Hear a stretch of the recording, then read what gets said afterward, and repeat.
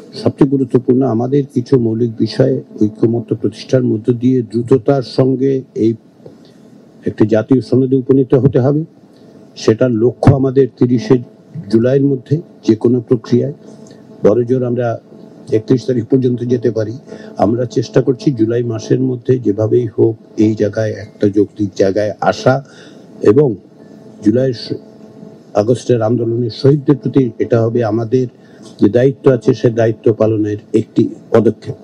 সেই বিবেচনায় আপনাদের অংশগ্রহণের জন্য ধন্যবাদ।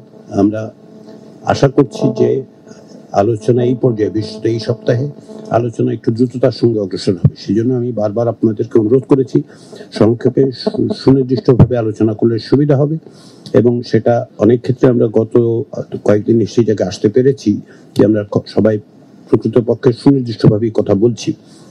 ফলে আমাদের দ্রুততার সঙ্গে অগ্রসর হয়ে জাতীয় সনদের জায়গায় পৌঁছতে পারলে আপনাদের দিক থেকে, আমাদের দিক থেকে এবং নাগরিকদের দিক থেকে সকলেই প্রত্যাশায় আছেন, দেখছেন, এবং তারা নিঃসন্দেহে প্রত্যাশা করছেন যে আমরা খুব দ্রুততার সঙ্গে সেখানে যেতে পারবো। সেই প্রচেষ্টায় আপনাদের আন্তরিক সহযোগিতার জন্য ধন্যবাদ। এবং আবারও এই সপ্তাহে আমরা 3 দিন বৈঠকে মিলিত হব। এই 3 দিনে আমরা একটু বড় রকমের অগ্রগতি অর্জন করতে চাই।